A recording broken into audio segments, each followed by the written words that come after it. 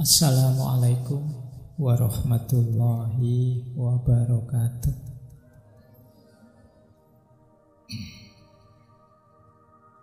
Bismillahirrahmanirrahim. Alhamdulillahi rabbil alamin. Wa bihi nasta'inu ala umurid dunya waddin. Allahumma sholli wa sallim wa barik ala habibina wa syafi'ina sayyidina wa maulana Muhammadin wa ala alihi wa ashabihi wa man tabi'ahum bi ihsanin ila yaumiddin. Amma ba'du. Bismillah, mari kita mulai lagi ngaji filsafat kita, edisi pertama di tahun 2023. Alhamdulillah kita bisa istiqomah ya sampai hari ini, khususnya hari ini, karena biasanya ini kan masa-masa masih baru saja libur atau jangan-jangan masih libur untuk teman-teman mahasiswa. Libur itu kan berat,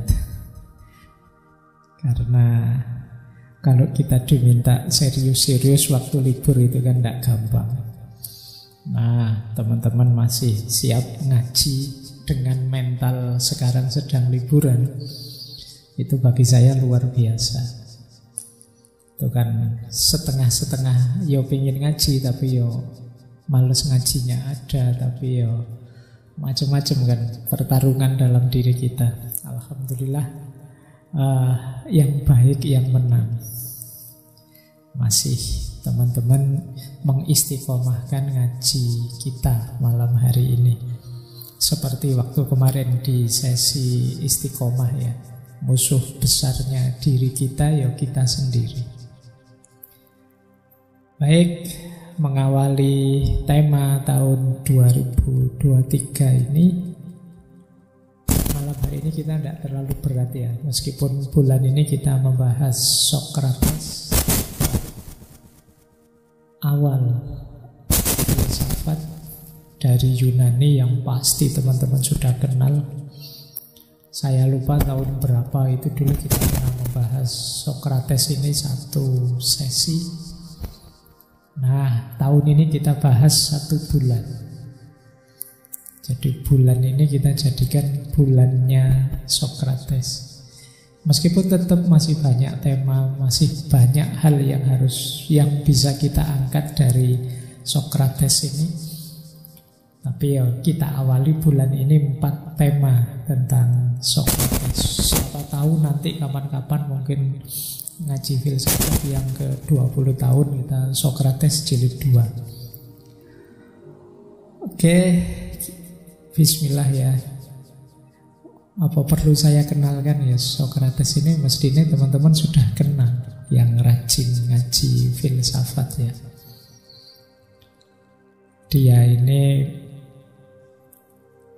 kelahiran Athena, meskipun tidak pas di kotanya. Desanya ada di satu gunung, kalau jalan kaki sekitar 2 jam menuju Athena. Ayahnya seorang pematung yang bikin patung-patung, ibunya bidan. Nah, Sokrates itu mudanya juga bantu ayahnya, jadi tukang batu, jadi tukang bikin patung. Kemudian dia pernah juga jadi tentara pasukan yang membela Athena di usia-usia 30-an. Kemudian yang paling terkenal hidupnya memang banyak dihabiskan untuk berkeliaran. Jadi dia ini sukanya jalan-jalan kemana-mana di seluruh penjuru kota Athena, meskipun nongkrongnya, mojoknya banyak di satu pasar namanya Agora. Nah, beliau nongkrong di satu tempat, di satu serambi. Yang serambi ini terkenal juga dipakai orang-orang Stoa. Nah, disitulah dia banyak melahirkan gagasan-gagasan filsafatnya lewat jalan dialog. Nah, itu gayanya. Jadi dia ini sering meresahkan orang karena usil, atau saya tidak tahu kalau bahasa hari ini agak julid atau gimana ya.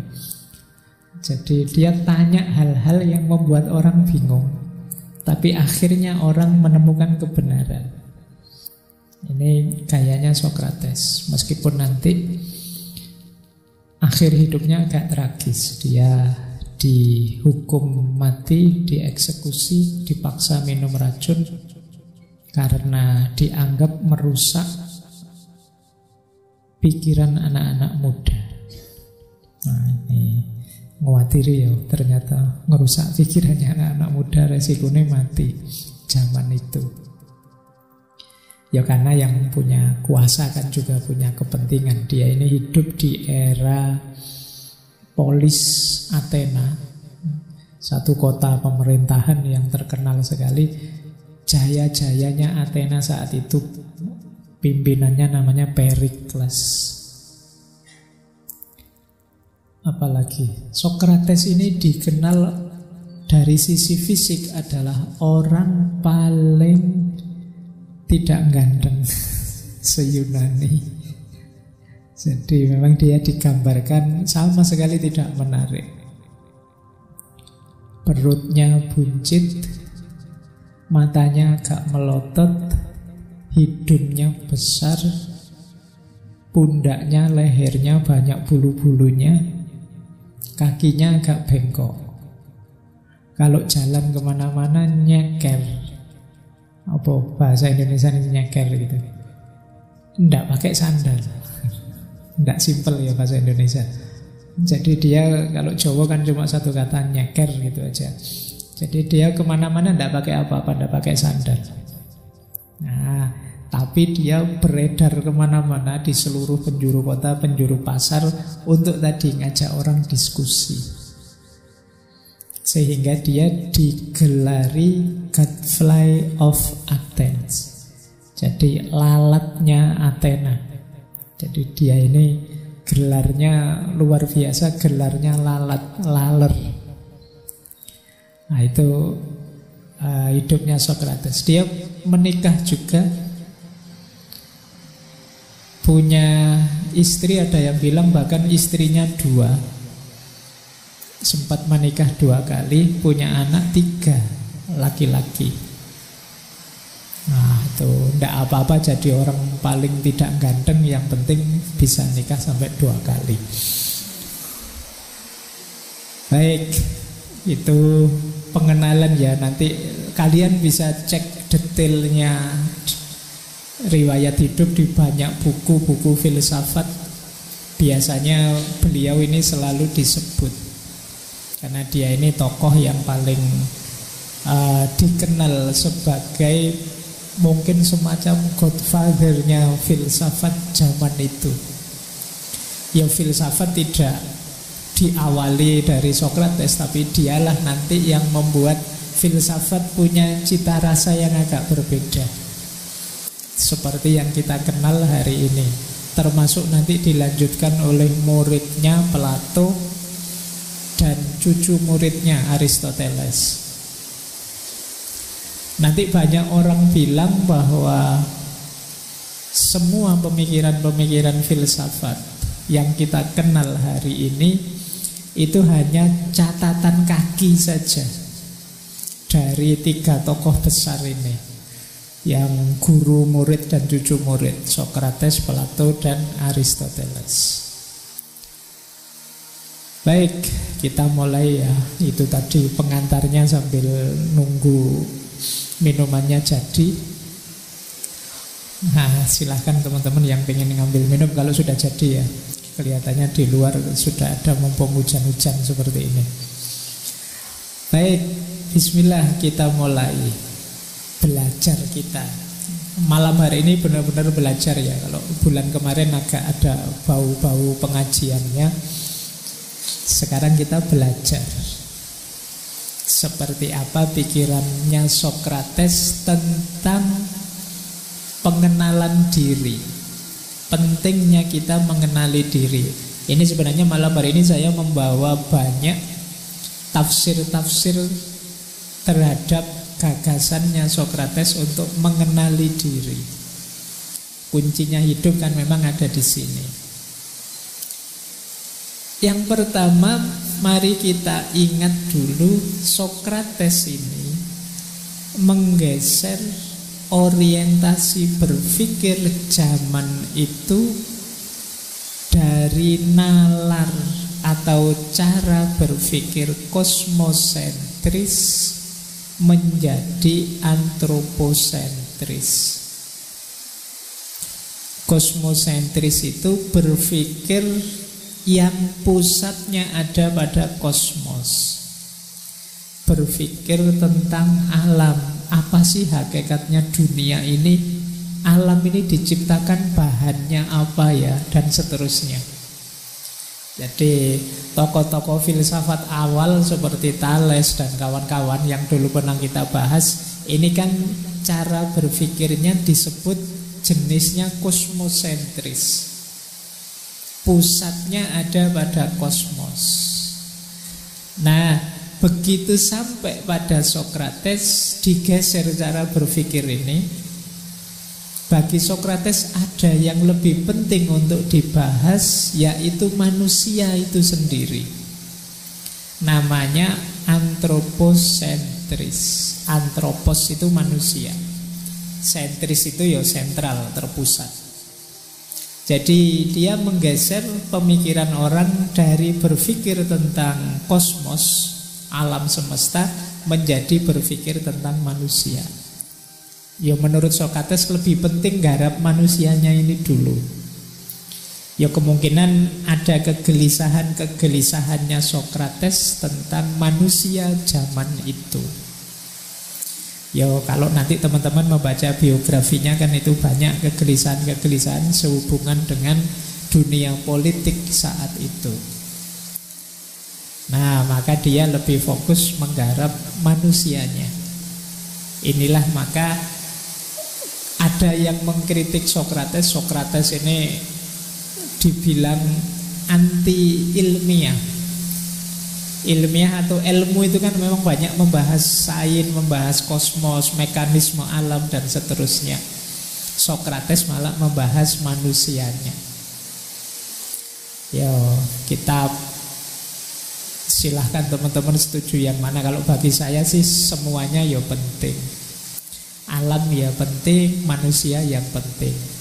Tergantung kita lihat nanti situasi yang mana, konteksnya apa. Semuanya ayat-ayat Allah. Mungkin sudah pernah saya sampaikan ya, ayat-ayat Allah itu kan sejauh yang saya tahu setidaknya ada 4 jenis. Yang pertama tentu saja yang sifatnya tertulis nas, wahyu, ayat-ayat qauliyah. Yang kedua ayat-ayat alam semesta yang kosmos tadi, namanya ayat-ayat kauniyah. Yang ketiga manusia itu sendiri. Al-Quran kan juga menyuruh membaca diri kita. Ayat-ayat nafsiyah. Dan yang keempat sejarah, ayat-ayat tarikhiyah. Kita harus paham sejarah, mengambil ibroh dari pengalaman-pengalaman sejarah, sehingga kita bisa memperbaiki peradaban, tidak jatuh pada masalah yang sama. Nah, jadi ada 4 ayat. Sokrates milih ayat-ayat nafsiyah, membaca manusia. Karena memang kuncinya berpikir, kuncinya hidup itu ada pada manusia. Satu-satunya makhluk yang sadar bisa membaca itu ya manusia. Maka bereskan dulu manusianya. Nah, kalau manusianya beres nanti enak membaca ayat-ayat yang lain. Kalau manusianya tidak beres, ya membaca ayat qauliyah kah, kauniyah kah, tarihiyah kah, kemungkinan juga tidak beres. Karena yang punya kacamata untuk membaca itu manusia. Baik, jadi ini catatan pertama ya. Sokrates itu menggeser orientasi dari kosmosentris menuju antroposentris. Nah, ini misinya Sokrates. Jadi dia ini di zaman itu berhadapan dengan kekuasaan, juga berhadapan dengan kaum sofis. Kaum sofis ini orang-orang yang mencari keuntungan dari ilmu dan kepandaiannya. Nah, itu ada kalimat dari Sokrates yang menurut saya menarik. Inilah misinya dia. Kata Sokrates, saya tidak peduli dengan hal-hal yang dipedulikan oleh banyak orang. Menghasilkan uang, memiliki rumah yang nyaman, pangkat militer atau sipil yang tinggi, dan semua aktivitas lainnya, termasuk penunjukan politik, perkumpulan rahasia, organisasi partai yang berlangsung di kota kita. Silahkanlah, semua itu jalan, aku tidak tertarik dengan itu. Tapi aku akan menetapkan diri untuk mempersembahkan kepadamu semuanya, kalian semua, apa yang saya anggap sebagai layanan terbesar yang mungkin. Aku akan mencoba membujukmu untuk tidak terlalu memikirkan apa yang orang miliki dengan apa yang engkau miliki. Maksudnya, kita tidak usah sibuk membanding-bandingkan diri dalam hal kepemilikan, sehingga menjadikan dirimu sebaik dan serasional mungkin. Jadi dia punya misi agar orang-orang semuanya saja jadi orang baik dan orang rasional. Tidak sibuk pada hal-hal kepemilikan. Nah, ini aku mempersembahkan diriku untuk itu. Bahkan Sokrates ini dikenal hidupnya juga miskin.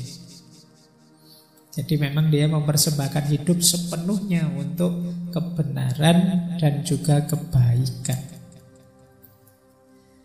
Baik, ya ada yang bilang, tapi ini perlu diteliti juga, jangan-jangan dia nabi. Ya wallahu a'lam, karena nabi itu kan sekian ratus ribu. Kita kan memang hanya mengimani 25, tapi yang lain kan kita tidak tahu. Ada yang bilang, bahkan menulis buku, bahwa Sokrates ini sebenarnya dialah yang oleh Al-Quran disebut Luqmanul Hakim. Coba dicari itu.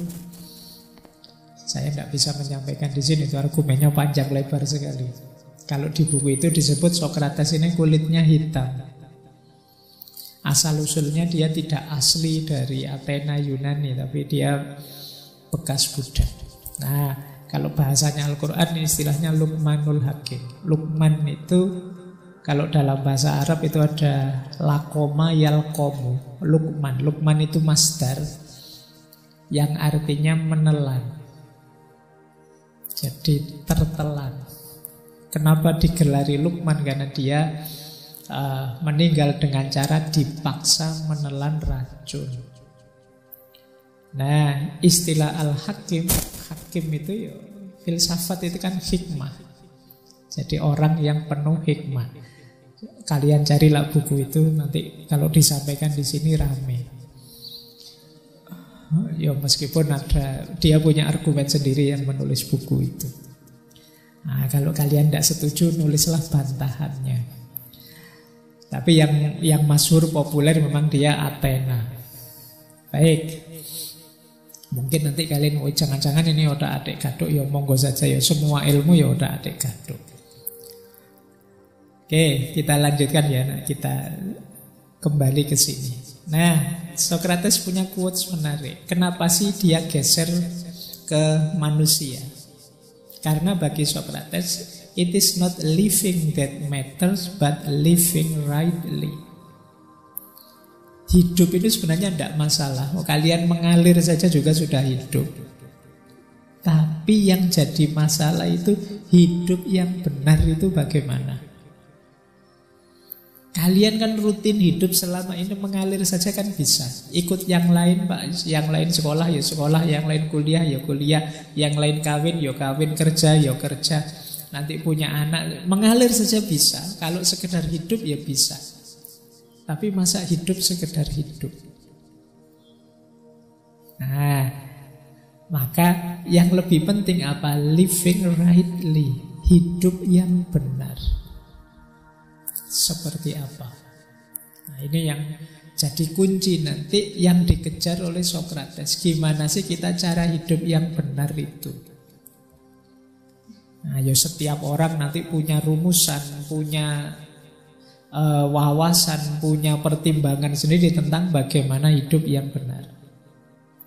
Ini ayatnya banyak sebenarnya. Saya ingat ada di bukunya Hamka itu yang bilang ya kalau hidup hanya sekedar hidup ya binatang juga hidup. Kera juga hidup, monyet juga hidup, kerbau juga hidup, semut juga hidup. Kalau sekedar hidup rutin saja mengandalkan insting ya semua makhluk ya hidup. Lah terus apa istimewanya manusia yang diberi Allah? Akal budi. Disitulah pentingnya living rightly, hidup yang benar. Nah, di sini baru matters, baru masalah sekarang. Seperti apa sih hidup yang benar itu? Jadi ini jadi pintu gerbangnya kalau kita ingin masuk ke gagasannya Socrates. Nah, rumusnya hidup yang benar itu ya kalau pakai istilah sederhana itu harus bijaksana. Bijaksana itu paradigma pas. Ini banyak sekali sering saya sampaikan meskipun banyak orang juga salah paham.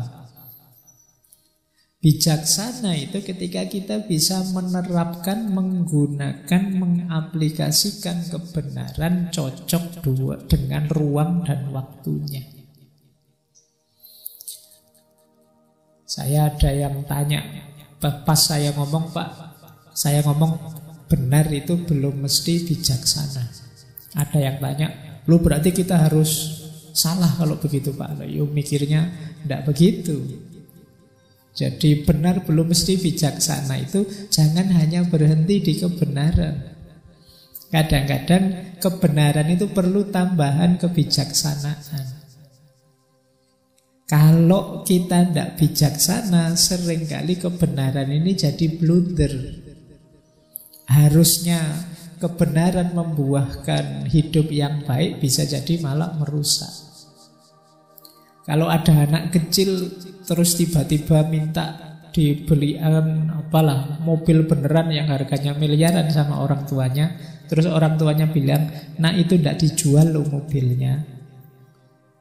Ini namanya kebijaksanaan. Kalau orang tuanya jawab apa adanya sesuai kebenaran, nak aku tidak mau belikan mobil kamu ya bapak, uangnya bapak kurang, uangnya itu kurang. Anaknya mungkin sulit memahaminya, bapakku uangnya selalu ada kok, banyak kok. Ini namanya kebijaksanaan.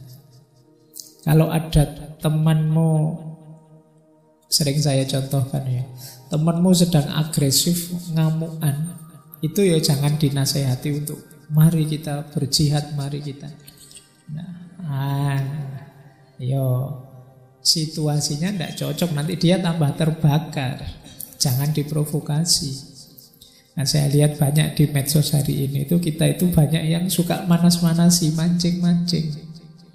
Wah, saya tahu temanku ini mesti nanti komentarnya gitu, tak pancing biar ngomong gitu. Nah, itu namanya tidak bijaksana. Jadi bijaksana itu menggunakan kebenaran secara pas, sesuai dosis, ruang, waktu, porsi, dan proporsinya. Itulah wisdom. Untuk bisa bijaksana syaratnya harus benar dulu. Jadi setelah kebenaran baru kebijaksanaan. Tidak berhenti sekedar kebenaran. Jadi bukan anti kebenaran. Karena kemarin saya lihat di medsos ada yang bilang bahwa wah, berarti ini anti kebenaran Pak, pro kebijaksanaan saja. Tidak begitu. Untuk bisa bijaksana ya kita harus tahu kebenarannya. Dengan dasar kebenaran itulah kita menjalankan kebijaksanaan. Oke, ya kayak mahasiswa ujian itu loh. Kadang-kadang memang dosennya perlu bijaksana. Kalau dosennya berhenti pada kebenaran, ya mungkin banyak yang tidak lulus. Nilaimu pas-pasan semua mesti. Kalau dosennya terlalu adil. Untungnya Allah itu ya'muru bil adli wal ihsan. Memerintahkan adil tapi sekaligus ada ihsannya lah.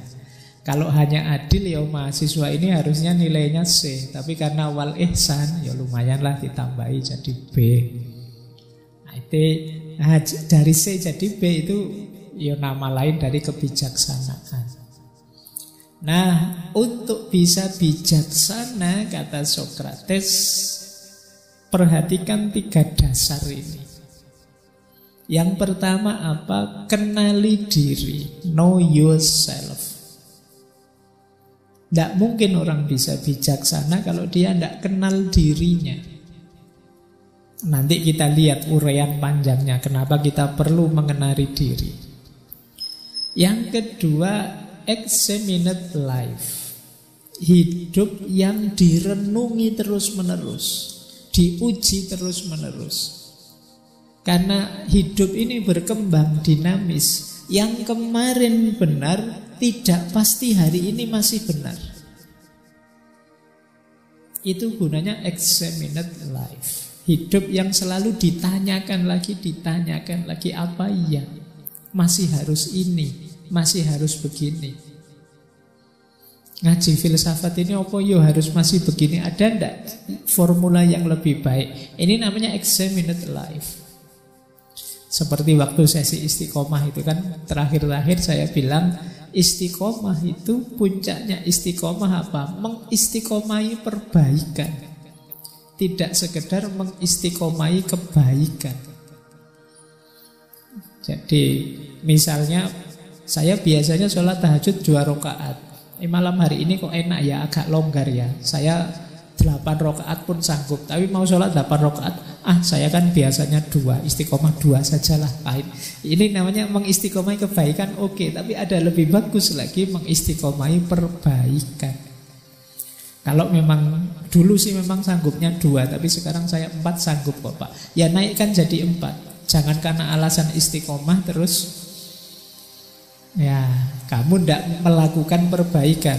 Pak, saya sejak dulu yang namanya sodako waktu Jumat itu ya 2.000 Pak.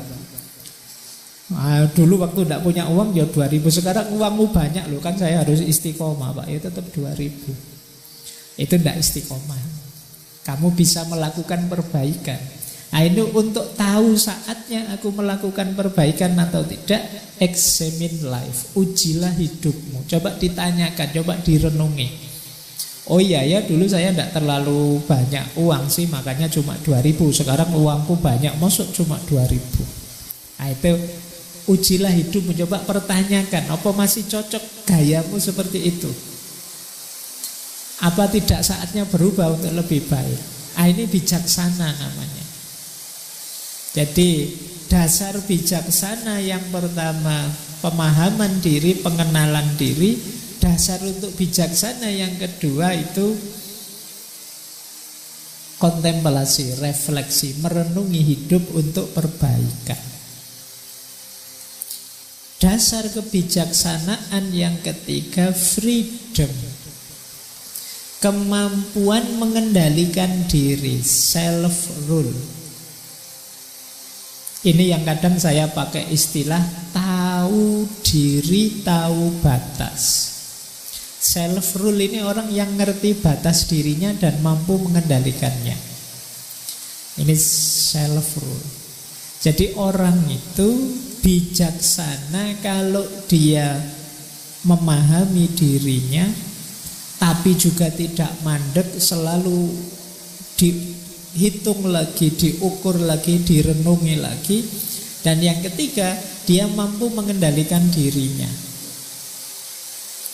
Nah, kalau sudah punya 3 kualitas itu, baru menginginkan apa yang memang harus kita inginkan dan paham apa yang kita inginkan itu. Itulah orang bijaksana. Ini kalau versinya Socrates, wanting what you ought to want and knowing what that is. Jadi menginginkan apa yang harusnya kita inginkan dan tahu apa yang harus kita inginkan itu. Banyak orang hari ini ingin sesuatu tapi dia tidak paham. Kenapa kok saya ingin itu? Kenapa kok aku butuh ini, perlu itu? Jadi itulah orang bijaksana. Pak Faiz kok suaranya sekarang tambah keras? Ya sekarang hujan. Kalau hujan gini saya suaranya lembut kayak awal-awal tadi, kalian tidak dengar. Nah ini namanya tahu, ada alasan ketika melakukan sesuatu, tidak asal. Kalian paham situasi, tidak kok saya sejak dulu gayanya ya gini ya, harus istiqomah gini terus bisik-bisik kayak awal tadi ya. Padahal hujan suaranya kayak gini ya, kalian tidak akan dengar yang malam hari ini hadir. Maka agak saya keraskan sedikit. Ini yang disebut kebijaksanaan. Jadi tahu apa yang harus saya lakukan dan ngerti kenapa begitu, bisa menjawab pertanyaan mengapa. Nah, kalian juga begitu. Biasanya ngantri masuk ke sini sudah ngambil minum. Tadi minumnya belum siap, tidak apa-apa kalian masuk. Nah sekarang ditanya kalian, enaknya kamu keluar ngambil minum atau sudahlah, tidak usah, biar saja. Itu kalian harus ngerti dasarnya.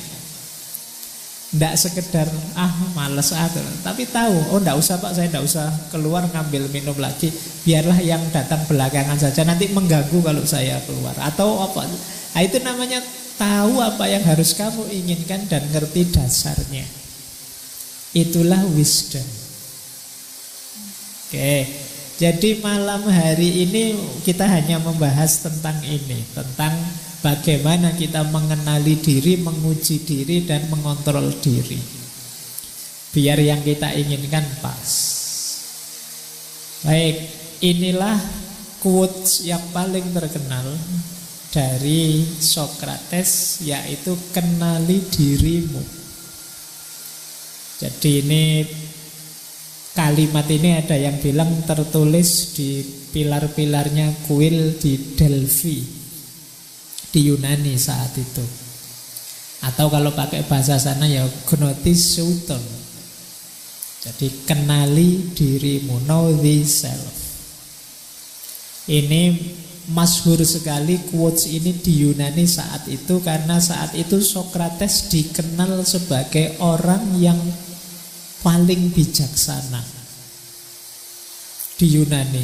Jadi ada cerita muridnya Socrates ini satu ketika tanya pada mungkin peramal atau dukun atau orang tua yang paling dimuliakan saat itu di kuil Delphi.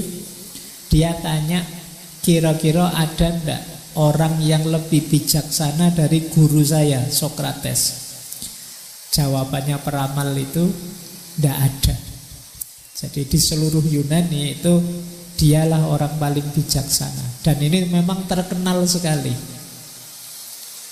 Jadi puncaknya memang kalimat ini yang ditulis di kuil Delphi, kenalilah dirimu.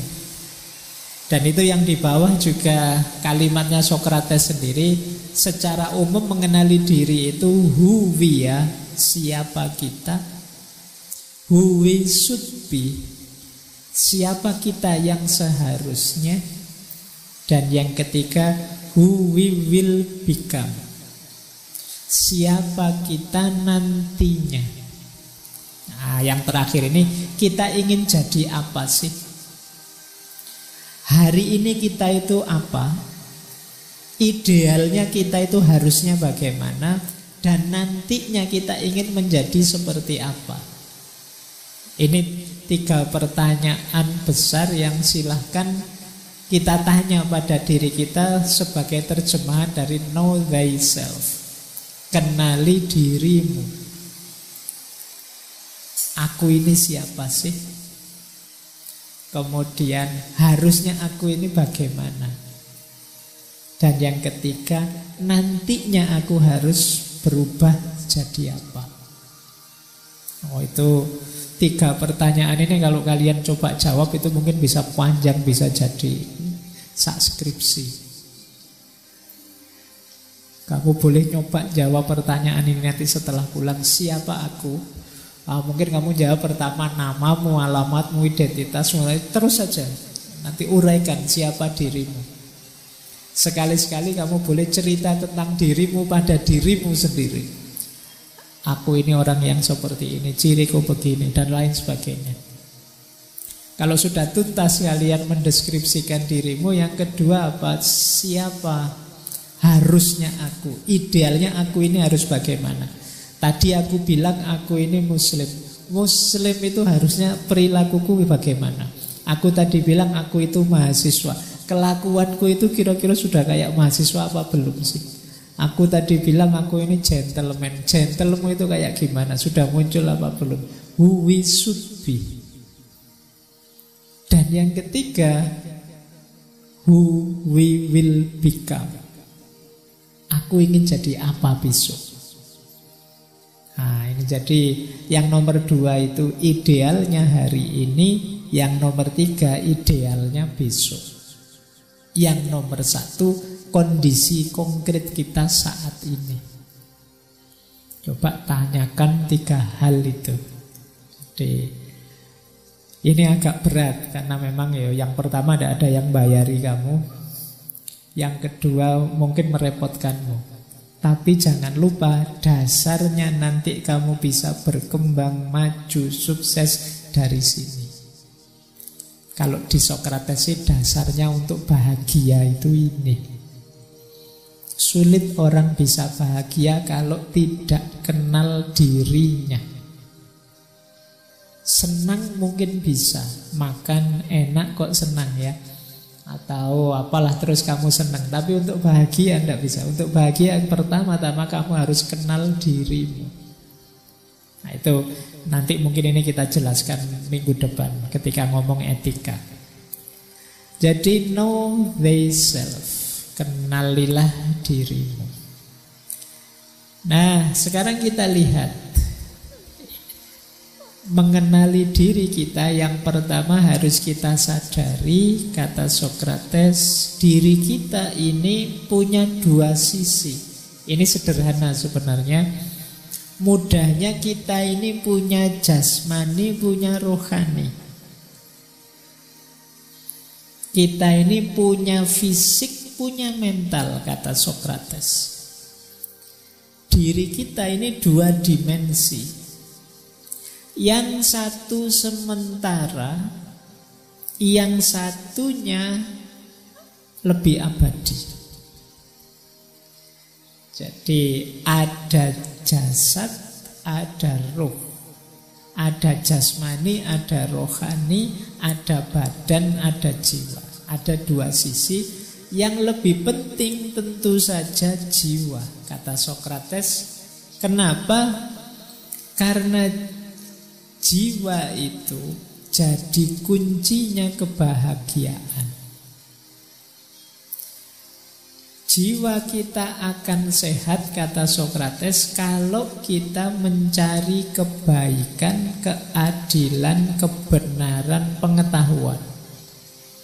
Tetapi jiwa akan lemah, sakit-sakitan, dan bodoh, kata Sokrates, kalau yang dikejar adalah kekayaan, ketenaran, kekuasaan.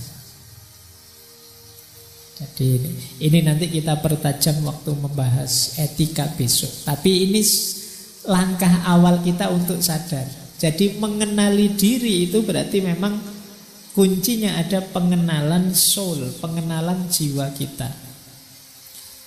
Jadi mengenali, kalau di Sokrates itu jiwa itu daya emosional dan daya berpikir. 2 itu.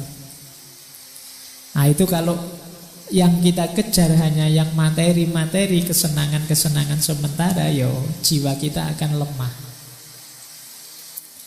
Untuk sehat, jiwa itu harus diberi asupan kebaikan, kebenaran, keadilan, pengetahuan. Jiwa kita akan sehat. Saya tidak tahu jiwa kita selama ini teman-teman ngasih asupannya apa. Hari ini kan orang mungkin merasa bahagia dengan ketenaran, bahagia dengan kekuasaan, bahagia dengan kekayaan. Ya kalau kita fokusnya ke situ, jiwa kita akan lemah. Jiwa yang lemah itu tidak tangguh. Jiwa yang tidak tangguh itu berarti ada kesulitan sedikit saja, dia akan mudah galau, mudah stres. Itulah mengapa orang hari ini banyak yang stres.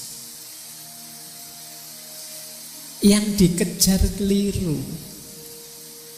Loh Pak, apa enggak boleh Pak kita kaya, apa enggak boleh kita terkenal, apa enggak boleh kita masyhur dan lain sebagainya? Boleh, tapi itu jangan jadi tujuan. Itu anggap saja efek sampingnya saja dari kebenaran, kebaikan, keadilan, pengetahuan. Jadi itu bonusnya, kalau pakai bahasa bulan lalu itu karomahnya. Karomah jangan jadi tujuan. Tujuannya tetap keadilan, kebaikan, kebenaran, pengetahuan. Kalau ada teman-teman yang merasa, Pak saya kok mudah galau Pak, kok mudah stres Pak, coba dicek, jangan-jangan tujuan hidupmu yang melemahkan jiwa tadi. Hanya kesenangan yang sesaat, mungkin lewat kekayaan, lewat ketenaran, lewat kekuasaan dan lain sebagainya. Apalagi ini menjelang-jelang pemilu ya, kekuasaan itu kan semua orang mengejarnya. Nah, ayo hati-hati, kata Sokrates. Jadi ini dasar teorinya sederhana, masih belum terlalu rumit. Nanti di filsafat-filsafat selanjutnya lebih rumit. Nah, yang selanjutnya, mari kita belajar mengenali diri, kata Sokrates. Tadi kan kita membahas pertanyaan siapa aku, who we are. Pertanyaan siapa aku itu jangan lupa punya dua sisi. Yang pertama identitas, yang kedua reputasi. Identitas itu ya, siapa aku menurutku, itu identitas. Kalau reputasi, siapa aku menurut orang lain. Dua-duanya sama-sama penting. Ya alhamdulillah kalau sama. Menurut saya itu orang baik Bapak. Temanmu bilang iya Pak, dia memang orang baik, cocok berarti. Ada kalanya menurut saya orang baik Pak, terus temanmu bilang alah cari sopo, kamu ngaku-ngaku sendiri. Nah, itu reputasi. Kamu merasa orang soleh, kamu merasa orang unggul, kamu merasa orang luar biasa, identity. Tapi pandangan orang lain terhadapmu itu reputasi. Jadi menilai diri kita, perhatikan ada dua sudut pandang. Ada identitas, ada reputasi. Nanti di Sokrates, beberapa penafsirnya Sokrates menganggap justru yang lebih dominan itu reputasi untuk mengenal diri kita. Kenapa? Karena kalau aku membaca aku itu kadang-kadang agak trik, agak prank. Orang itu karena tekanan egonya seringkali tidak objektif membaca dirinya. Kalian kan merasa benar terus, baik terus, yo yang bagus, yang cocok. Kalau salah kan kalian cari-cari alasan biar gak dianggap salah. Jadi sulit objektif membaca dirimu. Maka nanti sebenarnya yang dimaksud oleh Sokrates itu tidak melulu kok kita diam terus di kamar mikir diri kita, tidak harus itu. Justru interaksi dengan orang lain lebih mengungkap siapa kita. Nah ini dua sisi ya, meskipun ya penting juga refleksi, tapi tidak satu-satunya. Saya ambilkan ini sebentar. Ini mungkin teman-teman pernah lihat gambar ini. Ini salah satu bisa dipakai untuk menafsirkan diri tadi, antara identity dan reputasi. Jadi ini teori tentang, orang biasanya menyebutnya Johari Windows. Oke ya, ini disebut Johari Windows karena penemunya dua profesor dari California University. Oke, yang pertama namanya Joseph, yang kedua namanya Harry Ingram dan Joseph Love. Makanya teorinya disebut Johari Windows. Jadi diri kita itu kalau digambar siapa kita itu ada wilayah yang open area. Wilayah open area itu wilayah yang saya tahu, orang lain juga tahu. Saya tahu kalau saya ngomong itu tidak bisa keras, tidak bisa meledak-ledak. Orang lain juga tahu. Ini namanya open area. Nanti ada hidden area. Hidden area itu saya tahu, tapi orang lain tidak tahu. Mungkin sengaja saya sembunyikan. Kalau orang lain tahu ini bahaya ini. Rahasiaku ketahuan. Nah, itu hidden area. Aku tahu. Nah, orang lain tidak tahu. Ada kebalikannya hidden area, namanya blind area atau blind spot. Blind spot ini orang lain tidak tahu. Orang lain tahu, tapi aku tidak tahu. Aku ini merasa ramah loh kalau ngomong, tapi orang lain tahu. Allah, nek ngomong nyelekitnya luar biasa itu. Nah, ini namanya blind spot. Jadi yang lain tahu, aku tidak tahu. Ada yang lebih gelap lagi, dark spot, wilayah unknown. Orang lain tidak tahu, aku juga tidak tahu. Padahal itu ada dalam diriku. Nah, ya nanti kalian boleh setelah ini daftari ya. Yang orang tahu, aku tidak tahu. Yang orang coba saja. Nah, untuk tahu blind spot ya kalian harus terbuka, menerima masukan-masukan dari orang lain.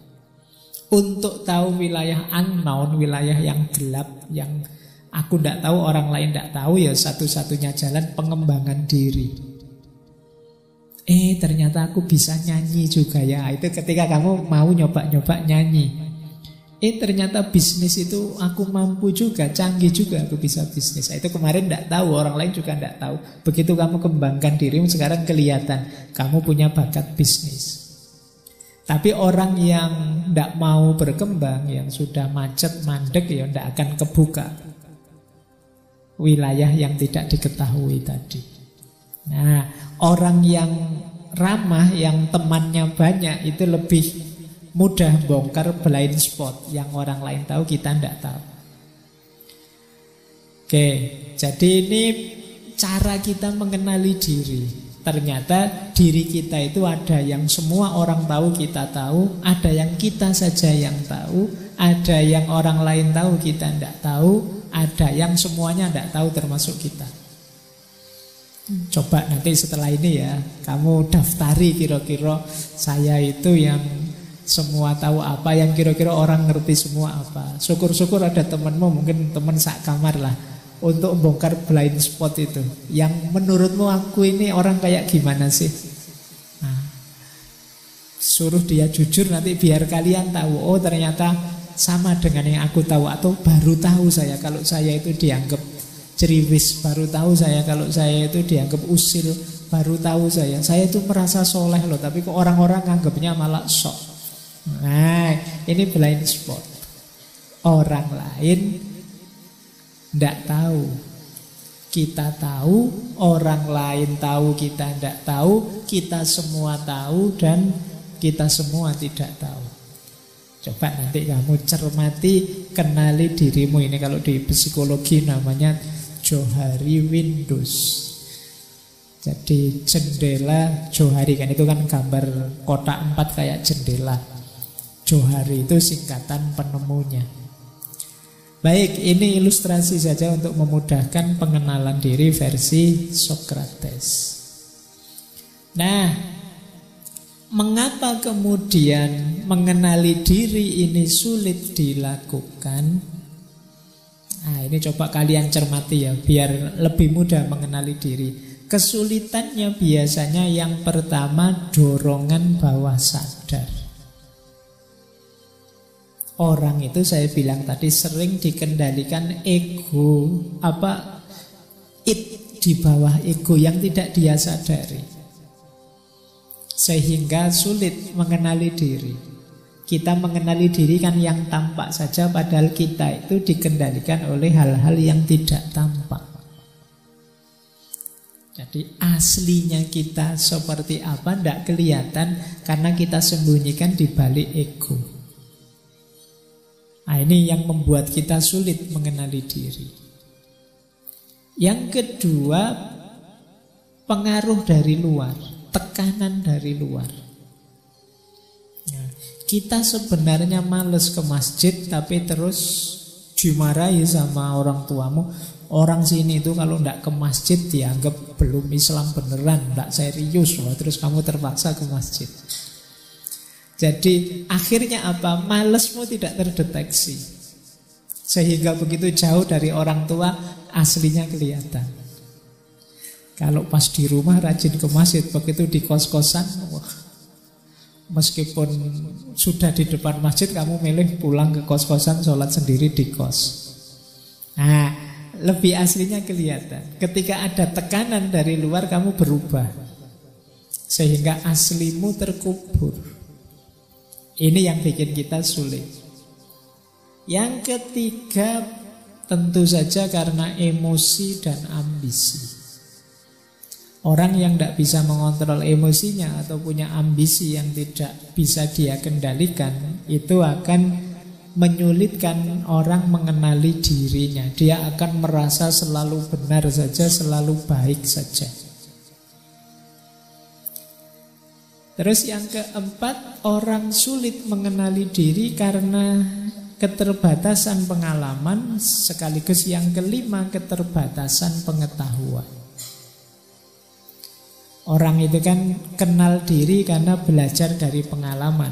Tapi banyak orang yang lebih suka di zona nyaman, sehingga pengalamannya tidak tambah, ya itu terus, sehingga sulit ekspresi dirinya tampak.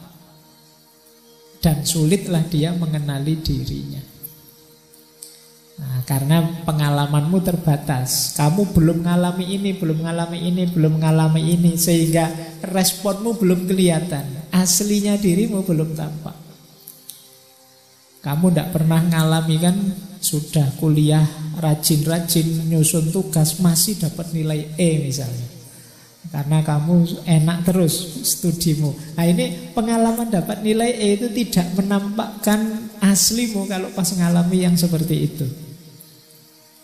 Nah, ini namanya keterbatasan pengalaman. Setiap orang mengalami keterbatasan ini, maka ekspresi dirinya itu jadi tidak muncul sepenuhnya. Kita tidak bisa membaca diri kita secara utuh.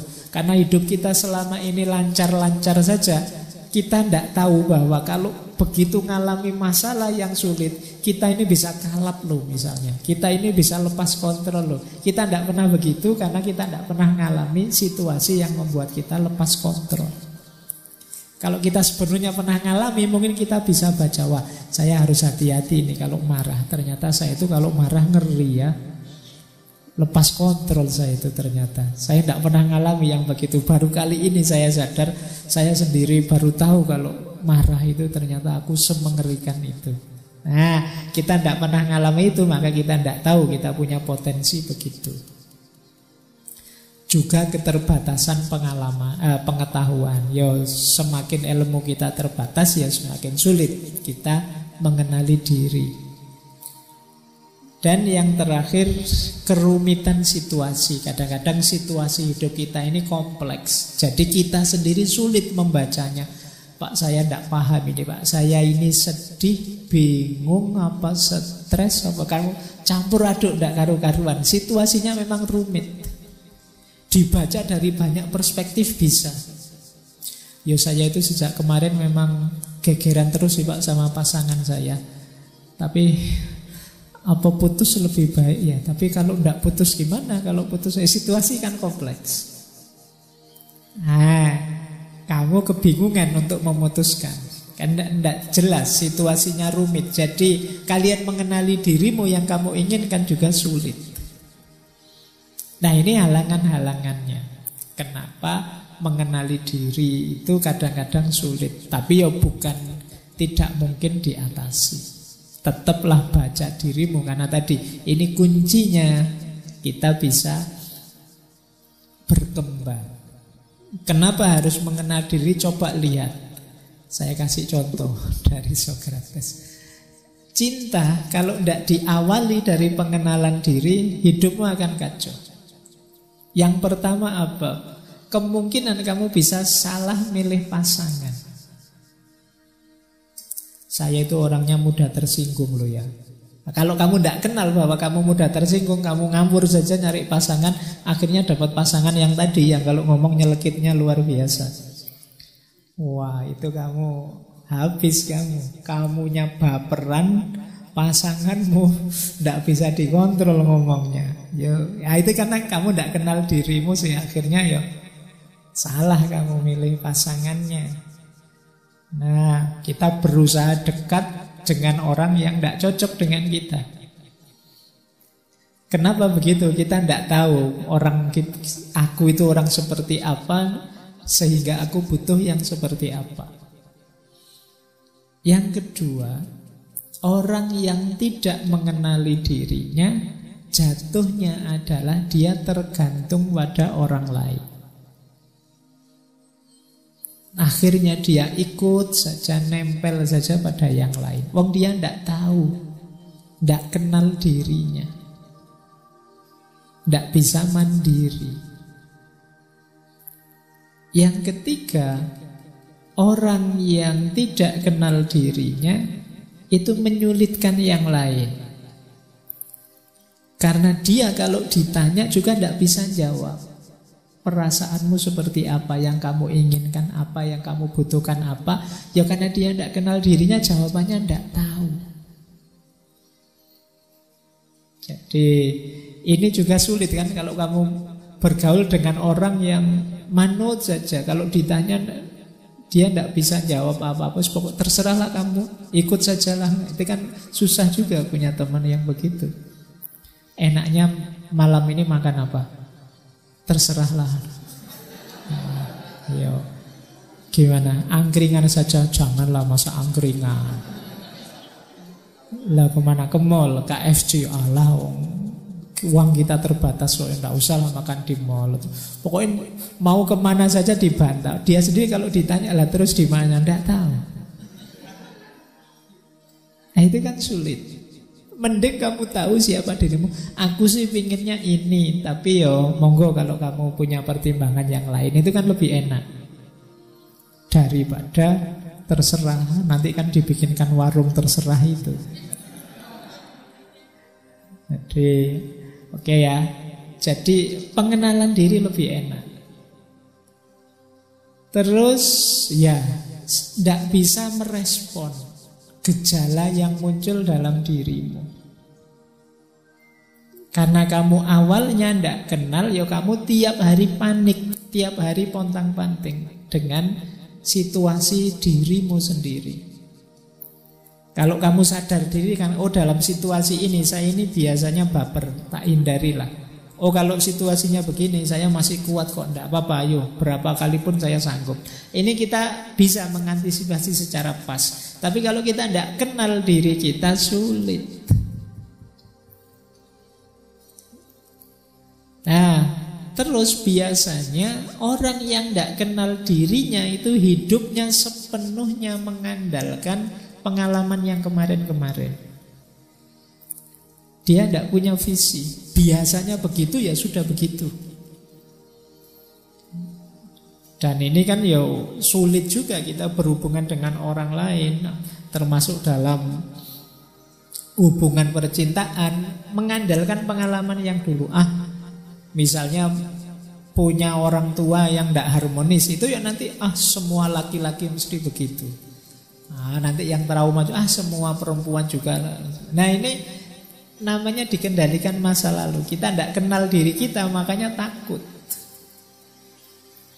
Jadi hanya mengikuti pola sesuai dengan sejarah emosi kita. Jadi ini pentingnya pengenalan diri. Jadi kalau kalian ini kan usia-usia sudah mulai jatuh cinta, nyari pasangan, jangan lupa awali dari kenali dirimu sebelum kenalan dengan yang lain. Jangan sampai nanti kamu menyesal sendiri karena pontang-panting, bukan salah dia, salahmu sendiri, tidak kenal dirimu. Yang pertama itu. Yang kedua, kerja juga begitu. Kalau nanti kamu kerja tanpa pengenalan diri, itu juga sulit maju. Yang pertama apa? Kamu tidak jelas tentang cita-cita, ambisi, keinginanmu. Kerja pokoknya ada yang nerima lah Pak, ada yang itu juga sudah syukur misalnya. Iyalah sementara itu, tapi kamu punya cita-cita apa sih? Punya keinginan apa sih? Tidak ada Pak. Yang penting ada uangnya, ada gajinya, ya oke. Coba deh, kamu tidak kenal dirimu sih. Coba dikenali dirimu. Aku itu bakatku apa ya? Aku nyamanku, aktivitas itu yang seperti apa? Passionku apa? Nah sekarang saatnya kalian membaca diri. Yang kedua, ketika kita tidak mengenali diri, kita akan kehilangan banyak peluang. Mungkin ada peluang yang cocok dengan kita lewatkan. Ada kesempatan terbuka yang sesuai dengan kapasitas, kondisi diri kita lewatkan begitu saja. Ini karena kita tidak kenal diri kita. Atau bisa saja kita menghabiskan waktu untuk melakukan sesuatu yang bukan kita, tidak sesuai dengan jiwa kita. Jadi Pak, saya itu rasanya kok tidak bakat ya Pak, kuliah itu misalnya. Kok berat sekali. Mungkin bukan kuliahnya yang kamu tidak bakat, tapi jurusanmu yang keliru. Kamu tidak pernah mengenali dirimu, sehingga ketika milih jurusan kamu tidak mikir mana yang cocok dengan aku. Pokoknya Pak, rasanya kok ini keren ya Pak, rasanya kok ini bagus ya Pak, rasanya. Coba kenali dirimu, terus pilih yang sesuai dengan passionmu. Mungkin sekarang baru rame-rame, wah ternyata filsafat itu asik, aku pindah jurusan filsafat, aku pindah. Ya nanti dulu, kamu baca dulu dirimu. Jadi setiap orang itu kalau bahasa agama ada syakilahnya.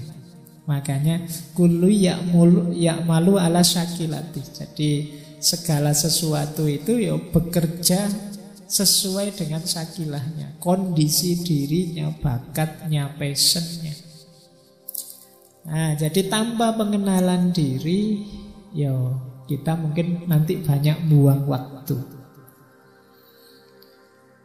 Oke, kuliah teknik misalnya, bertahun-tahun, begitu lulus malah bisnis. Kuliah bisnis bertahun-tahun, nanti begitu lulus malah ngajar. Nanti kuliah jadi agak rumit. Coba dikenali dirinya dulu biar tidak banyak buang waktu. Orang yang tidak kenal diri juga seringkali jadi terlalu defensif, tidak mudah percaya siapapun, atau kebalikannya, terlalu semangat untuk menyenangkan siapapun. Ketika lahirnya ketakutan karena tidak mengenal diri, biasanya orang jadi defensif. Wah ini jangan-jangan dia membohongiku, jangan-jangan dia menjajahku, jangan-jangan dia menipuku. Tapi karena sadar bahwa aku tidak kenal diriku, tidak tahu keinginanku, ada orang yang kemudian terlalu terbuka, wah aku harus ikut yang lain, aku harus gabung dengan yang lain, aku harus meniru yang lain. Jadi terlalu semangat untuk berhubungan dengan yang lain, tidak kontrol. Dan yang terakhir, ya karena tidak kenal diri, biasanya terus terjebak rutinitas. Pokoknya biasanya begitu lah Pak, sudah lah Pak, tidak usah mikir aneh-aneh, nanti tambah ruwet. Nah, ini ciri-ciri ketika kita tidak kenal diri. Yuk ya, setelah ini kita coba kenali diri, lalu pakai kotak-kotak Johari Window tadi juga tidak apa-apa. Paling tidak kalian tahu passionku apa, bakatku di mana. Nah, hidup sosial juga begitu. Orang yang tidak kenal dirinya juga susah mengidentifikasi dirinya. Dia tidak sadar loh, gayamu itu sumbungnya pol jane. Tapi dia tidak tahu. Kamu itu kemelinti jane, tapi kamu tidak sadar. Kamu itu caper sebenarnya. Kamu tidak tahu bahwa kamu itu caper. Dan lain sebagainya. Wong kamu tidak kenal dirimu. Kamu merasa wah ini gaya tawaduk ini, tapi padahal bagi temanmu itu gaya kemelinti luar biasa itu. Kamu nganggapnya tawaduk. Kenapa kamu tidak kenal dirimu? Mungkin kamu terlihat sombong, terlihat dingin, terlihat caper, terlihat pemalu, terlihat pemarah, tapi kamu tidak sadar. Karena kamu tidak pernah introspeksi, tidak pernah mengenali dirimu. Yang kedua, biasanya cirinya kamu belum kenal dirimu apa? Kamu kesepian. Kamu merasa ini orang-orang kok tidak ngerti aku ya. Tidak kenal diriku. Lah kamu sendiri juga tidak kenal dirimu. Maka responnya orang apapun tidak cocok. Kamu merasa tidak sesuai. Karena kamu juga tidak tahu yang cocok itu yang seperti apa. Segalanya jadi serba salah. Jadi kan kadang-kadang kita merasa ini kok jadi tidak beres semua, tidak enak semua, serba salah semua. Jangan-jangan saatnya kamu introspeksi, saatnya kamu merenungi dirimu. Siapa sih aku saat ini? Mungkin kemarin-kemarin aku sudah kenal, sekarang aku ini sudah tidak itu lagi. Tapi belum pernah aku kenali diriku yang sekarang. Makanya mungkin kamu merasa kesepian. Wah, aku sudah berbuat banyak macam-macam, temanku kok cuek semua ya. Aku berusaha memahami yang lain kok tidak memahamiku ya. Mungkin yang lain juga berusaha memahamimu, tapi kamu sendiri tidak jelas. Mereka juga bingung aku harus bagaimana padamu. Jadi ini hidup sosial yang tanpa pengenalan diri. Ya, tentu saja kalau sudah kita tidak kenal diri kita, sulit kita berempati. Wong memahami diri sendiri saja kita sulit, apalagi memahami orang lain. Jadi ini kuncinya, pentingnya pengenalan diri. Makanya tadi kata Sokrates, kenali dirimu. Jadi kunci segalanya. Nah, terus kata Sokrates, kalau sudah mengenali diri, dilanjutkan dengan penguasaan diri. Kuncinya 3 menguasai diri itu. Yang pertama, enkrateia. Yang kedua libertas, yang ketiga autarkia.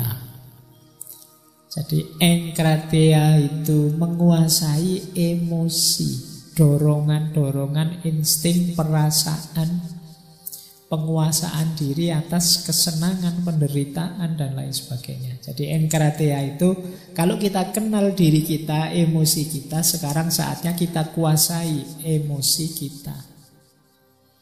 Jadi menguasai kemarahan, menguasai emosi, kesedihan, keletihan dan lain sebagainya. Ini namanya enkrateia. Jadi, wah, situasi begini saya biasanya marah ini. Memang saya marah sekali, tapi saya bisa menguasai karena saya sudah kenal. Ini gejala saya marah ini kayak gini. Harus agak menarik diri ini. Wah, ini kecewa berarti aku. Karena kalau seperti ini situasinya biasanya saya memang kecewa. Sudahlah, saya minggir dulu. Nah, ini orang bisa menguasai emosinya.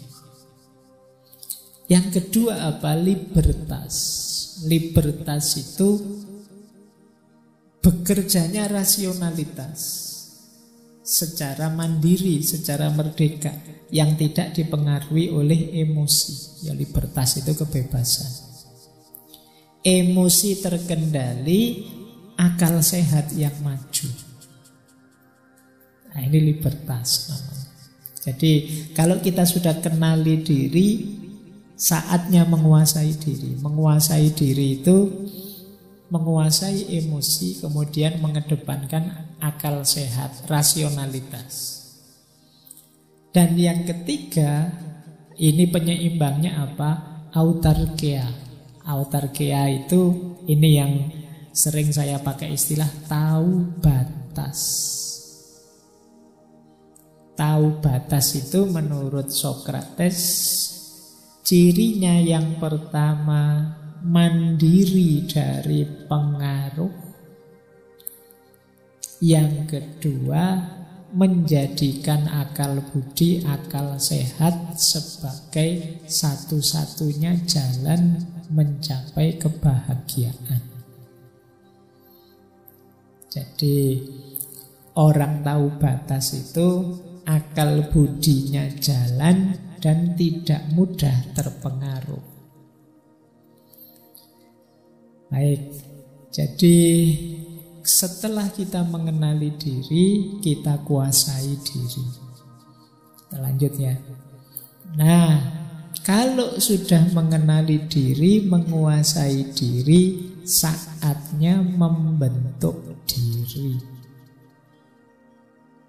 Kita kenal siapa kita, kemudian kita kuasai diri kita. Kalau sudah, ayo kita bentuk diri kita. Ada beberapa faktor yang mempengaruhi pembentukan diri kita.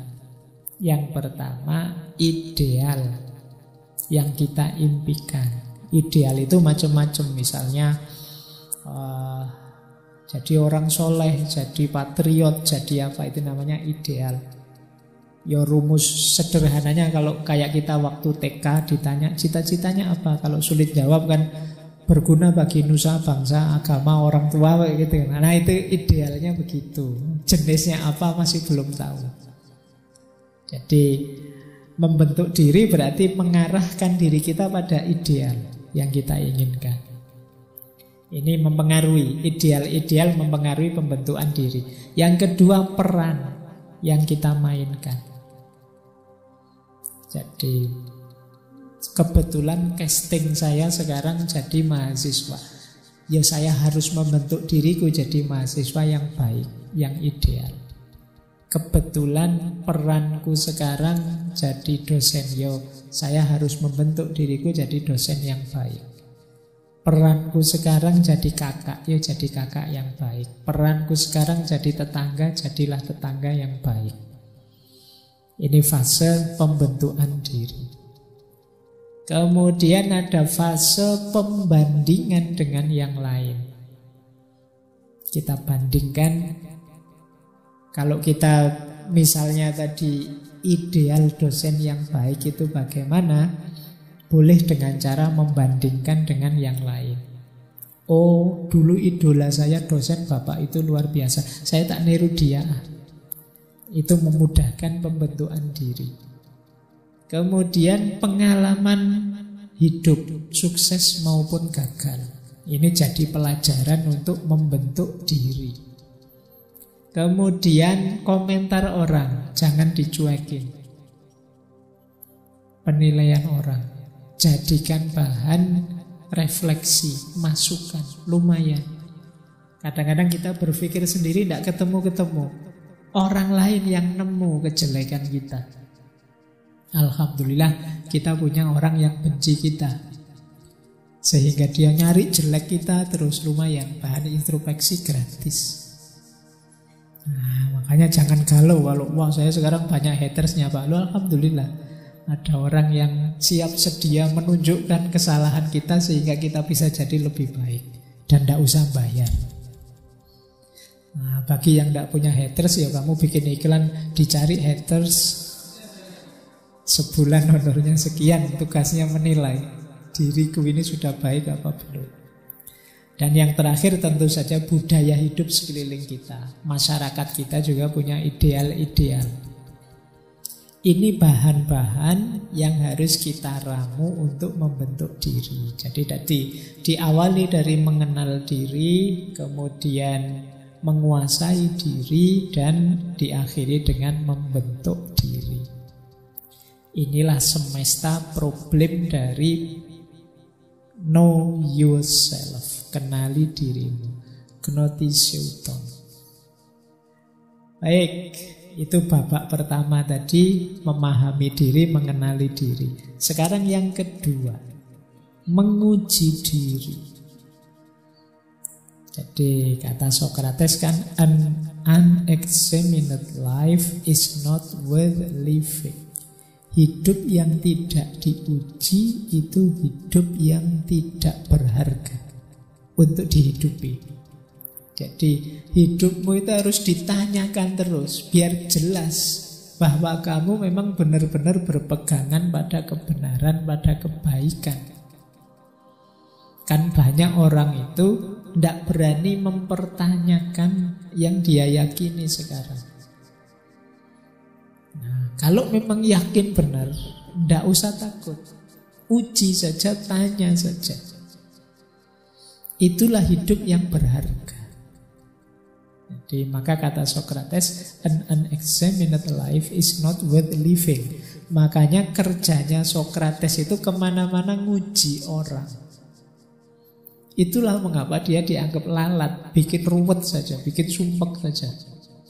Orang lagi ngobrol enak-enak, tenang-tenang, sedang ngobrol tentang cinta-cintaan sambil senang, tiba-tiba Socrates tanya tiba-tiba, cinta itu menurutmu apa sih? Itu kan bikin orang puyeng kan. Kita sedang asik ngobrol, asik-asik malah tanya yang begitu. Tapi ya ini penting. Kalau tidak begitu, tadi kita ngomong panjang lebar itu jangan-jangan tidak tahu yang kita omongkan apa. Itulah namanya menguji hidup. Lagi asik-asiknya ngaji, sudah mau selesai tak? Ngaji itu apa ya Pak? Loh itu yang penting ditanyakan juga. Jangan-jangan kita salah istilah. Ujilah hidup. Nah, ini terkenal sekali rumus triple filter dari Socrates ini. Apa sih yang ditanyakan, diujikan? Paling tidak 3 hal ini. Apakah sesuatu itu benar? Apakah sesuatu itu baik? Yang ketiga, apakah sesuatu itu penting? Is it true? Is it kind? Or is it necessary? Jadi ini menarik. Ini teori ini nanti dikenal sebagai triple filter, 3 lapis penyaringan. Hari ini kita butuh ini. Setiap kali ada orang share apa-apa, coba tanyakan 3 ini. Ini yang di-share ini benar enggak? Kalau lolos dari saringan pertama, ajukan yang kedua, ini baik enggak? Lolos dari saringan kedua, tanyakan lagi yang ketiga, ini penting enggak? Karena ada kalanya sesuatu itu benar, tapi tidak baik untuk disebarkan, untuk diungkap-ungkap kemana-mana. Ada kalanya sesuatu itu benar dan baik-baik saja disebar kemana-mana, tapi tidak penting. Ada banyak hal lain lebih penting. Kita tidak tahu juga tidak apa-apa tentang itu, wong tidak penting kok. Coba filter 3 ini teman-teman pakai. Hari ini kan banyak pelajaran-pelajaran literasi digital. Nah, bagi saya sumbangannya Socrates ini penting dipakai. Is it true? Is it kind? Or is it necessary? Apapun. Kita belakangan kan ditelan oleh hoax, post-truth, kebenaran yang tidak jelas atau kebenaran yang dibikin. Coba pertanyakan 3 ini. Apakah benar? Kalau memang benar, apakah itu baik? Nah, kain itu kayak kalian bilang, Akhlak fauqal ilm, itu kain. Benar enggak? Baik enggak? Kalau sudah yang ketiga, it is necessary. Penting enggak? Mungkin itu baik, berakhlak, sopan, benar, tapi enggak penting. Ngapain kita ribut di situ? Ada urusan yang lebih urgent. Ini enggak usah dibahas juga, mungkin enggak masalah. Ada yang lebih urgent untuk diangkat, dibahas. Itu namanya necessary. Jadi kalian boleh bantah postingan, itu memang benar, mungkin juga baik, tapi bagi saya tidak terlalu penting. Nanti yang lain, kalau tidak penting ngapain kamu komen? Ya kalau tidak penting ya tidak usah ikut-ikutan komen. Berarti kita ikut sibuk di situ. Oke, baik. Menguji hidup berarti ini, pastikan keputusan kita, pilihan hidup kita itu memang true, kind, and necessary. Jadi jangan sampai kita ngambil pilihan-pilihan yang kebalikannya itu. Sudah salah, jelek, tidak penting lagi. Nah, jangan sampai yang begitu ya. Itu kan mungkin pernah saya sampaikan dulu ceritanya Socrates yang jadi asbabul wurudnya quotes ini. Jadi satu ketika ada temannya datang bilang ke Socrates, "Wahai Socrates, aku membawa gosip baru dari kota yang menggosipkan dirimu dan murid-muridmu."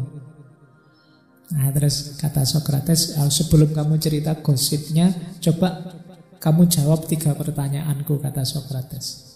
Yang pertama, yang kamu bawa itu benar enggak? Pasti benar enggak? Jawabannya temannya, yo namanya gosip, yo benarnya masih belum jelas, tapi kan sudah tersebar kemana-mana. Ini kan levelnya masih gosip. Oh berarti belum pasti benar. Oke, pertanyaan pertama. Pertanyaan kedua, yang kamu bawa ini info tentang hal-hal yang baik atau tidak? Ya kalau hal yang baik ya tidak jadi gosip. Namanya gosip itu ya tentang yang kontroversial, yang buruk-buruk dan lain sebagainya. Oke, filter kedua. Yang ketiga, aku tahu atau tidak tentang gosip itu penting tidak? Ada pengaruhnya tidak? Jawab temannya, ya mungkin tidak ada sih, kamu tahu atau tidak tahu tidak ngefek kok sebenarnya. Nah, terus kata Socrates, oh berarti gosip yang kamu bawa itu belum pasti benar, bukan tentang hal yang baik. Dan yang ketiga, saya tidak tahu pun tidak apa-apa, makanya sudahlah, tidak usah cerita, ngapain. Nah, ini namanya triple filter. Oke, biar waktumu tidak habis untuk hal yang tidak penting, apalagi tidak baik, apalagi tidak benar. Eman-eman waktumu, waktu tidak bisa didaur ulang. Jadi yuk efektifkan waktumu, uji hidup. Nah, ini yang saya bilang tadi.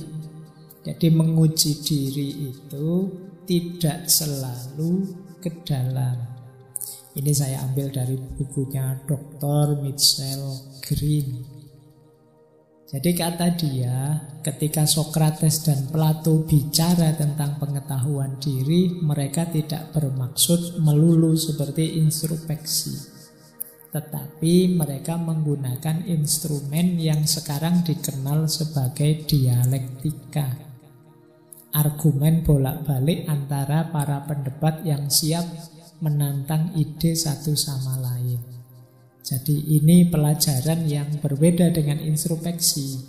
Jika engkau ingin tahu pikiranmu, ya engkau harus mencoba meyakinkan orang lain tentang ide tersebut. Jadi ada strategi untuk memudahkan kita menguji diri. Biasanya kan kita kalau mempertanyakan kebenaran kita akan sulit. Biarlah orang saja yang mempertanyakan, mengadunya dengan kebenarannya. Nanti akan terjadi diskusi. Ini lebih menguatkan pandangan kita. Makanya ada 2 syarat menguji diri itu. Yang pertama feedback, yang kedua coachability. Istilahnya menarik ya, coachability. Kata dasarnya memang coach. Jadi feedback itu siaplah diberi masukan. Terbukalah untuk menerima umpan balik. Jadi Feedback itu kan pandangan, komentar, kritik orang lain tentang kita. Kenapa? Karena kita juga hidup bareng orang lain. Orang itu mungkin ya di masyarakat mempekerjakan kita atau memecat kita atau mempromosikan kita, percaya pada kita, mau memberi utang pada kita dan lain sebagainya. Itu karena pandangan mereka terhadap kita. Maka kita perlu tahu itu. Itu namanya feedback dari mereka. Kalau aku kayak gini, ini gimana sih responnya teman-teman ya? Satu kelas, satu majelis. Ini namanya feedback. Makanya di surat Al-Asr itu kan kita ditekankan untuk watawasau bil haq.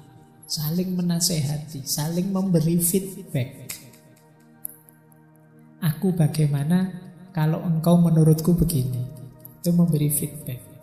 Cuma feedback ini tidak akan ada gunanya kalau tidak ada mentalitas coachability. Coachability itu maksudnya kalian harus siap di coaching, siap dilatih, siap diberi masukan. Banyak orang yang apatis, tidak bisa dinasehati. Ya tidak ada gunanya feedback. Jadi tidak ada gunanya watawasau bil haq tadi kalau kita tertutup. Jadi coachability itu kita mau mendengar, mau memasukkan dalam diri untuk perbaikan diri. Kayak kalau latihan itu loh, kalau kalian ada coach terus ngasih masukan, kamu harus begini, kamu harus begitu. Kita kan terbuka untuk perbaikan diri. Lawannya coachability itu defensif. Defensif itu tidak mau menerima masukan karena menganggap dirinya sudah pasti benar, sudah pasti baik. Sombong, merasa sudah tinggi, atau cuek. Suka-suka kamu mau ngomong apa, aku juga suka-suka aku harusnya cuek.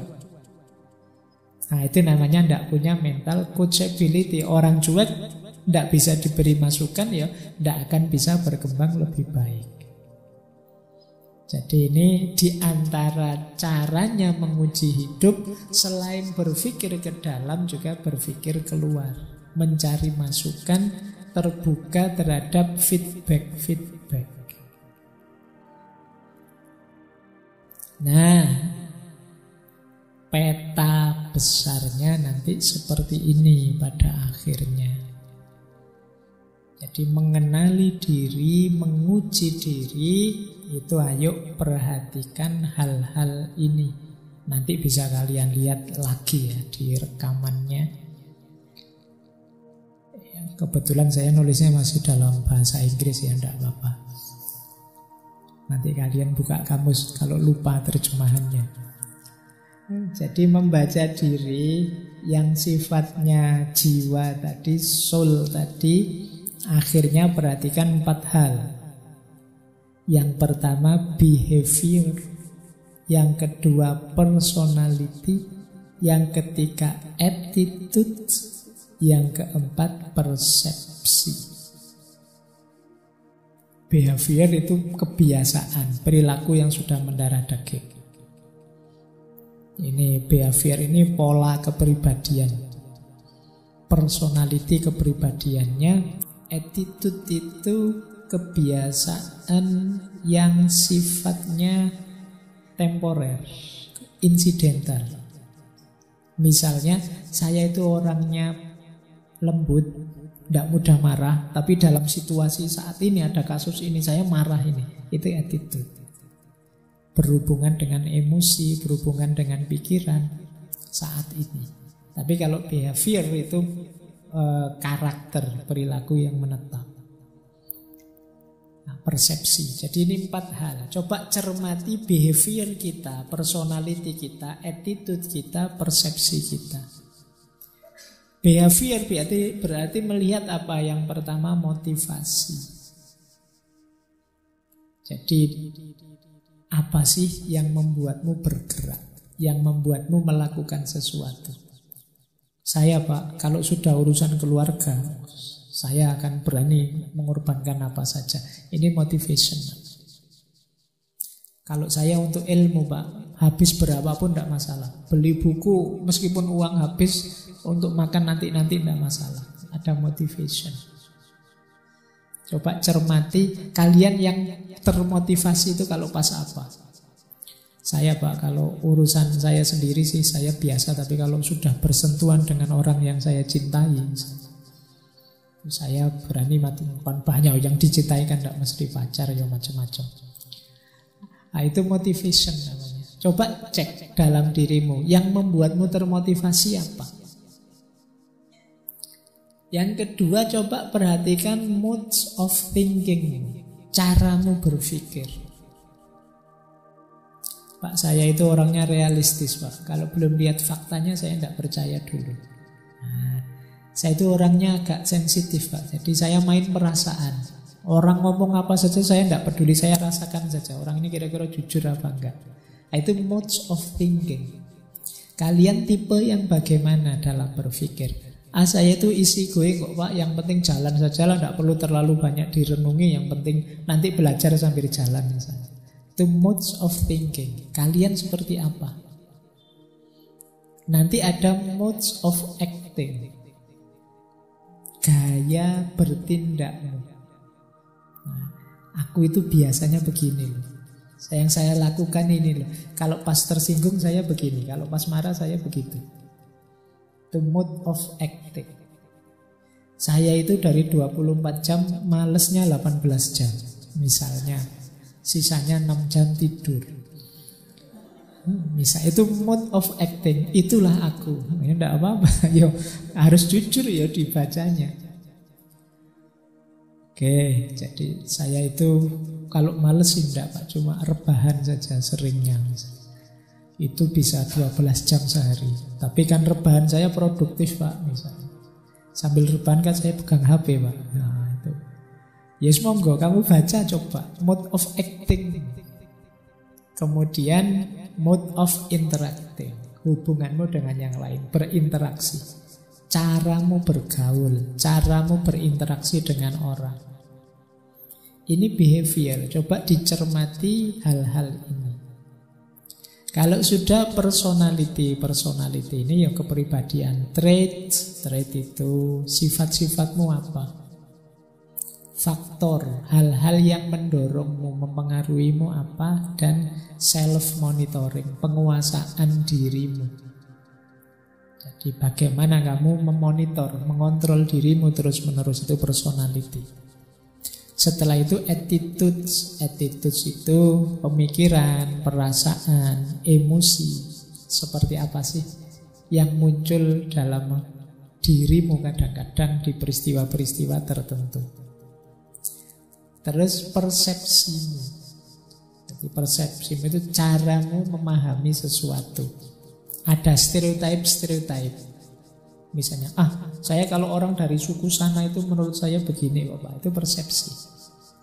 Kalau sudah ngomong agama itu menurut saya sudah privat itu Pak, tidak usah dibawa-bawa ke publik. Ini stereotip. Kemudian ada selective perception. Orang itu kan dunia ini luas macam-macam. Orang itu dengan sudut pandang tertentu yang dilihat tertentu saja. Misalnya ngaji ini kan variabelnya banyak. Cuma kalau ngaji di sana dapat apa sih? Dapat kopi. Walah cuma kopi. Itu yang dilihat hanya itunya saja. Selective perceptionnya. Jadi kadang-kadang kan orang itu ada yang dari sekian banyak jam ngaji, misalnya 2 jam ngaji, yang dilihat hanya bagian pembukaannya saja. Wah, pembukaannya pakai bahasa Arab, itu berarti sudah tidak egaliter, itu sudah misalnya. Selective perception. Orang itu biasanya memang memframe sesuai kepentingannya. Nah, yang ketiga proyeksi itu caramu membaca sesuatu kamu bawa kemana, itu proyeksi. Ngaji ini menurutmu maknanya apa sih, untuk apa sih, itu berhubungan dengan proyeksi. Terus ekspektasi itu harapan, keinginanmu. Nah, kayak ngaji ini kan, kalian selain mengikuti kan juga ada ekspektasi. Mungkin ada yang, Pak, temanya mbok yang tasawuf saja Pak, yang filsafat ruwet saya Pak. Atau kalian ekspektasi, harapanmu, tema ini kok nggak dibahas-bahas sih Pak. Pak mbok yo macam-macam harapanmu. Itu ekspektasi. Coba kamu cermati ya, dalam hidupmu kamu ada harapan apa? Terus interest, kepentingan-kepentingan. Dan atribusi. Atribusi itu keterhubungannya. Jadi koneksi-koneksimu kemana saja. Itu atribut yang kamu anggap penting untuk disambung itu apa? Yang kamu anggap penting untuk kamu jadikan teman, kamu jadikan pendukung, kamu jadikan. Itu hubungannya dengan atribusi. Nah, ini materi-materi analisis diri. Coba nanti kalian cek ya. Ini saya ngumpul dari berbagai sumber yang membahas tentang know yourself atau self-awareness, kesadaran diri. Baik, masih ada waktu. Sekarang kita jelajahi kalimat-kalimatnya Socrates untuk memperdalam pengenalan diri. Ini ada quotes, beberapa quotes yang menurut saya menarik. Yang pertama kata Socrates, the easiest and noblest way is not to destroy others, but to improve yourself. Jalan paling mudah dan paling mulia itu bukan menghancurkan orang lain, tetapi meningkatkan kualitas diri kita. Jadi meningkatkan dirimu. Hari ini kan banyak orang yang fokusnya adalah menghancurkan yang lain. Dia ingin tinggi dengan cara menjatuhkan yang lain. Ya memang mungkin kalau kamu sukses menjatuhkan yang lain, kamu lebih tinggi dari dia, wong dia jatuh. Tapi sebenarnya kamu tidak tambah tinggi, tidak tambah mulia. Maka ada jalan lebih mudah, atau ISIS itu jalan paling mudah dan paling mulia adalah kualitasmu naik terus. Jadi kemarin saya begini, sekarang saya lebih baik lagi, besok lebih baik lagi. Ini orang mulia. Jadi bukan jalan yang menghancurkan orang lain. Biarlah orang lain dengan perspektif dan gayanya, untuk menunjukkan betapa aku lebih benar dari dia, tidak dengan cara jegal dia, tapi dengan cara tunjukkan bahwa kebaikanmu lebih banyak, kualitas dirimu lebih tinggi. Makanya Al-Quran itu menyuruh fastabiqul khairat, berlomba saja dalam kebaikan, bukan tabrakan. Nah, silahkan partaimu apa, jagomu siapa. Kalau ingin bertarung secara elegan, Quranik, improve yourself di pilihanmu. Jadi bukan dengan cara bongkar-bongkar menjatuhkan yang bukan pilihanmu. Baik, biar kamu jadi orang mulia, kalau pakai quotes-nya Socrates ini. Nah, jalan untuk meningkatkan kualitas diri tentu saja diawali dari pengenalan diri dan secara istiqomah menguji diri. Itu satu-satunya jalan kita bisa lebih baik. Kita lanjutkan. Nah, meskipun begitu, kita sudah belajar terus, kita berusaha mengenali diri terus, menguji diri terus. Jangan lupa kata Socrates, true wisdom, kebijaksanaan sejati itu hadir ketika kita sadar how little we understand about life, ourselves, and the world around us. Ketika kita sadar ilmu kita itu masih sangat sedikit, baik tentang diri kita, tentang hidup ini, maupun tentang dunia di sekeliling kita. Makanya orang itu tambah pinter, biasanya tambah tawadhu. Bukan karena acting tawadhu atau memaksa diri tawadhu, otomatis dia akan menunduk. Karena orang itu tambah pinter, tambah sadar, masih sangat banyak yang aku belum tahu. Jadi kan kita sering menyebut filsafat padi. Filsafat padi itu orang tambah berisi, tambah menunduk. Ini menunduknya bukan karena secara sengaja menunduk, tapi otomatis akan menunduk. Karena orang itu semakin pinter, dia akan semakin sadar ada banyak hal yang saya tidak tahu. Satu informasi yang kita dapat biasanya diikuti banyak pertanyaan mengiringi informasi itu, sehingga terus menunduk. Mungkin tiba-tiba saya dapat informasi, Pak, yang biasanya ikut ngaji filsafat itu, yang satu duduk di pojok utara, satu di pojok selatan, sekarang jadian, Pak, sudah nikah, Pak, misalnya. Ini satu informasi kan. Loh, satu informasi ini kan diiringi terus, kamu kan terus muncul banyak pertanyaan. Loh, nembaknya kapan itu? Terus ketemunya di mana itu? Kok bisa cocok seperti apa itu? Loh, pertanyaannya kan jadi banyak. Informasinya satu. Terus kamu sadar, ternyata saya itu banyak tidak tahunya. Tiba-tiba saja kok ada yang jadian. Loh, itu ilmu apapun, wawasan apapun kan situasinya nanti begini. Jadi kita dapat satu informasi, kita sadar, wah ini, loh terus ininya bagaimana, itunya bagaimana. Maka orang yang bijaksana itu orang yang sadar bahwa ternyata ilmuku masih sedikit. Masih banyak hal yang harus aku tahu. Otomatis dia tidak berani mendongak. Orang itu berani mendongak karena merasa aku sudah tahu, aku sudah pinter, aku sudah tidak perlu diberitahu lagi. Nah, berarti kalau ada sikap seperti itu, lawannya kebijaksanaan. Orang bijaksana itu orang yang sadar ilmunya masih sedikit. Dan Sokrates kan terkenal sekali bilang bahwa satu-satunya yang aku tahu adalah bahwa aku tidak tahu apa-apa. Itulah mengapa aku disebut orang bijaksana. Baik, nah ini juga menarik lanjutannya. Orang pinter, smart people learn from everything and everyone. Average people from their experiences. Stupid people already have all the answers. Orang pinter itu situasi dirinya adalah selalu belajar dari siapapun, dari apapun.